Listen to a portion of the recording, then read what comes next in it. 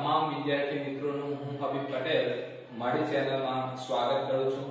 વિદ્યાર્થી મિત્રો, આજે આપણે ધોરણ 12 વિષય અર્થશાસ્ત્ર પ્રકરણ 4 અને ટોપિકનું નામ છે નાણાકીય નીતિના સાધનો। નાણાકીય નીતિના જે સાધનો છે એમાં આપણે જે મુખ્ય પ્રકાર 1 નંબરનો છે પરિમાણાત્મક સાધનો, અને પરિમાણાત્મક સાધનોમાં જે પેટા પ્રકાર છે 4 નંબરનો, એ 4 નંબરના પેટા પ્રકાર અને 5 નંબરના પેટા પ્રકાર વિશે આજે માહિતી મેળવવાના છે। સૌથી પહેલા વાત કરીએ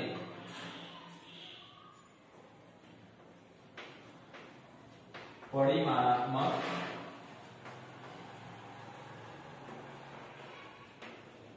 સાધનો। પરિમાણાત્મક સાધનોમાં 7 પેટા પ્રકાર પડે છે।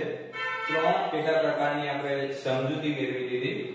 હવે જે પેટા પ્રકારની આજે સમજૂતી મેળવવાના છે તો 4 નંબર પર આવશે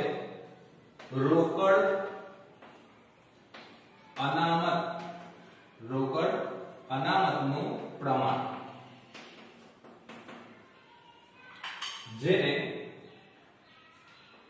CRR તરીકે પણ ઓળખવામાં આવે છે। રોકડ અનામતનું જે પ્રમાણ છે એને અંગ્રેજીમાં શોર્ટમાં CRR તરીકે ઓળખવામાં આવે છે। C એટલે કે કેશ, R એટલે કે રિઝર્વ, અને બીજો R છે એનો મતલબ થાય કે રેશિયો।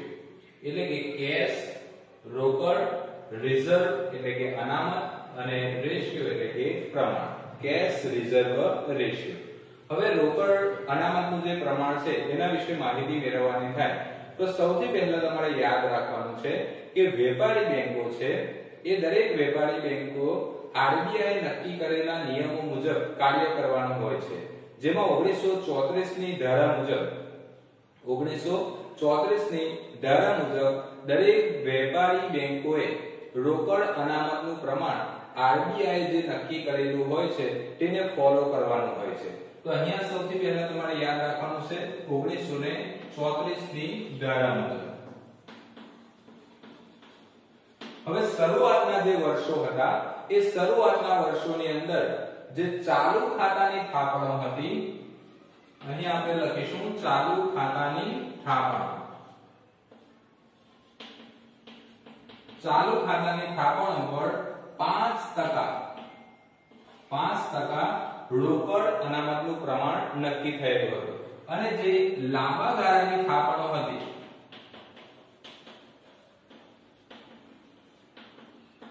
એમાં એ પ્રમાણ 2% હતું।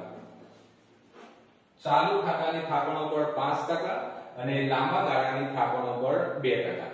આ પ્રમાણ 1962 ના વર્ષમાં 3% થી લઈને 15% સુધી 15% સુધી નક્કી કરવામાં આવ્યું। હવે RBI શા માટે રોકડ અનામતનું પ્રમાણ નક્કી કરતી હોય? એમ ન ચાલે કે જ્યારે દરેક ગ્રાહક બેંકની અંદર જે પૈસા જમા કરાવવા આવે છે એ બધા પૈસા આપણે બીજા લોકોને જેમને જરૂર છે એ લોકોને લોન આપીને એમને મદદરૂપ થાય। પણ RBI નો અહીંયા મુખ્ય હેતુ એ છે કે જ્યારે કોઈ એવો સમય આવે કે જે ગ્રાહકો જે બેંકના છે એ એકી સાથે પોતાની રકમ ઉપાડવા માટે આવે, કોઈ એવો સમય આવી જાય કે ઘણા બધા ગ્રાહકો એક સાથે પોતાની થાપણો ઉપાડવા માટે આવી જાય તો એ વખતે બેંક પાસે જો પૂરતા નાણાં હોય તો એ બધા ગ્રાહકોને પૈસા પૂરા પાડી શકે છે।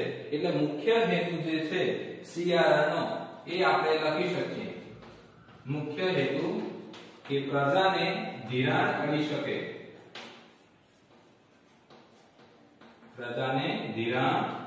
શકે, જે પોતાના ગ્રાહકો છે એમને જરૂર હોય ત્યારે એ બધા પૈસા પાછા આપી શકે।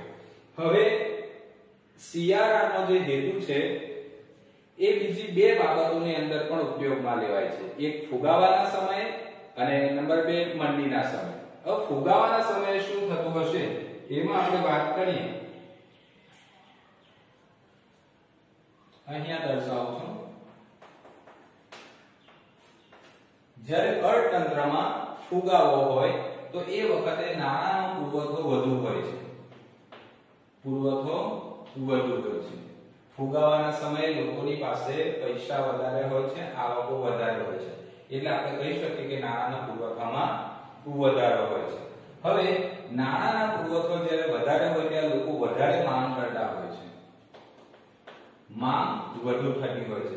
સામે પક્ષે ઉત્પાદનના જે સાધનો છે એ વધારે ઉત્પાદન કરી શકતા નથી. ઉત્પાદન ઓછું એટલે કે ભાવ સપાટી વધુ આવી જાય છે, ભાવ સપાટી ઉપર આવે છે. આવા સમયે આરબીઆઈ નક્કી કરે છે કે રોકડ અનામતનું પ્રમાણ વધારી દો, એટલે કે CRR વધારી દો. માની લો કે અહીંયા થોડું ધ્યાન આપવાનું છે. માની લો કે 1000 રૂપિયા બેંક પાસે છે. આપણે ફક્ત સરળતા ખાતર 1000 નો આંકડો લીધો છે કે 1000 રૂપિયા બેંકની પાસે છે. રોકડ અનામતનું પ્રમાણ આરબીઆઈ 20% નક્કી કરેલું છે. આપણે ઉદાહરણમાં સમજવાનું છે. 1000 એ 20% એટલે 200 રૂપિયા આરબીઆઈ પાસે વેપારી બેંકોએ મૂકવા પડે. તો 1000 માંથી 200 ઓછા કરીએ તો 800 રૂપિયા વધે. 800 રૂપિયાનું એ ધિરાણ પ્રજાને કરી શકે છે, એટલે કે વેપારી બેંકો પ્રજાને લોન 800 રૂપિયાની આપી શકે છે, કારણ કે 200 રૂપિયા આરબીઆઈ પાસે એને રોકડ અનામત તરીકે રાખવા પડે છે. હવે માની લો કે રોકડ અનામતનું પ્રમાણ 20% થી વધીને 40% થાય છે. 20% થી વધીને 40% થાય છે. તો બેંકો પાસે જે 1000 રૂપિયા છે, 1000 ની અંદરથી હવે 400 જાય તો બેંક પાસે 600 રૂપિયા વધશે, અને આ 600 રૂપિયામાં પ્રજાને ધિરાણ કરી શકે છે. જ્યારે CRR નું પ્રમાણ વધે છે ત્યારે લોન આપવા માટે નાણાંનું પ્રમાણ ઓછું થઈ જાય છે, એટલે કે ફુગાવો હોય એ સમય દરમિયાન નાણાંના પુરવઠાને સંતુલિત કરવો હોય તો આરબીઆઈ CRR વધારી દે છે. CRR વધે, લોન મોંઘી બને,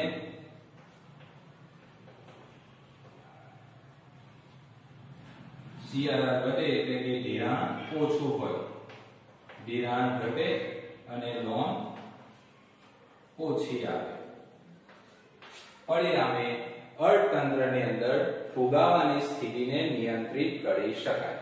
હવે આ જ બાબત મંડીની અંદર લખવાની થાય તો કે મંડીના સમયમાં લોકો પાસે નાણું ઓછું હોય છે, લોકોના હાથમાં નાણું આવે, લોકો માંગ વધારતા થાય, એટલા માટે આરબીઆઈ CRR ની અંદર ઘટાડો કરશે, અને CRR માં ઘટાડો થાય 20% થી લઈને 10% કરી દે તો અહીંયા 1000 ની અંદરથી 900 રૂપિયા પ્રજાને ધિરાણ આપી શકે છે, જે પહેલા 800 અને 600 રૂપિયા થઈ ગયું હતું.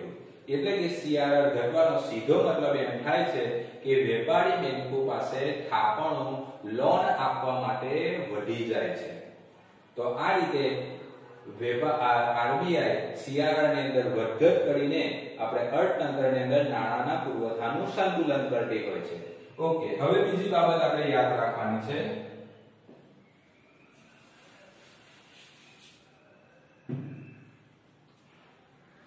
પાંચ નંબર પર કાયદાકીય પ્રવાહિતા નું પ્રમાણ. કાયદાકીય પ્રવાહિતાનું પ્રમાણ, જેને અંગ્રેજીમાં SLR તરીકે ઓળખવામાં આવે છે, જેનું પૂરું નામ સ્ટેટ્યુટરી લિક્વિડિટી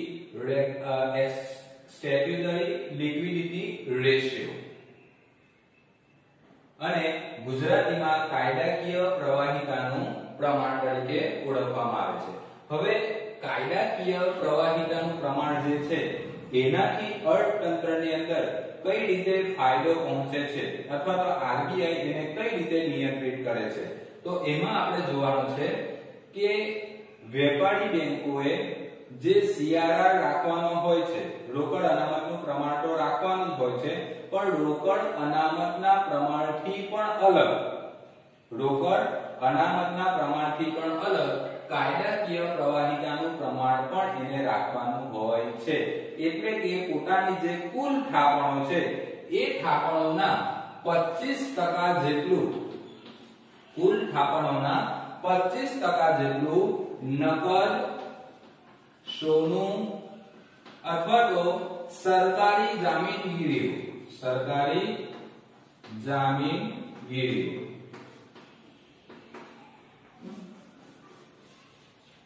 સરકારી જામીનગીરીઓ પોતાની પાસે આરબીઆઈ પાસે રાખવાની હોય છે. હવે અહીંયા આપણે એક બીજી બાબત યાદ રાખવાની કે SLR નું જ્યારે પ્રમાણ વધે, SLR એટલે કે કાયદાકીય પ્રવાહિતાનું પ્રમાણ જો વધે તો બેંકોએ, વેપારી બેંકોએ વધારે આરબીઆઈ પાસે થાપણો મૂકવી પડે, જેનો સીધો અર્થ થાય છે કે બેંકો પાસે, વેપારી બેંકો પાસે ધિરાણ, લોન આપવા માટે ઓછું થાય છે. એટલે કે ફુગાવાની સ્થિતિ હોય તે દરમિયાન SLR વધારી દેવામાં આવે છે. ફુગાવાની સ્થિતિ દરમિયાન SLR નું પ્રમાણ વધારી દેવામાં આવે છે. અને મંદીનો સમય હોય, મંદીનો સમય તો એ દરમિયાન SLR ની અંદર ઘટાડો કરવામાં આવે છે.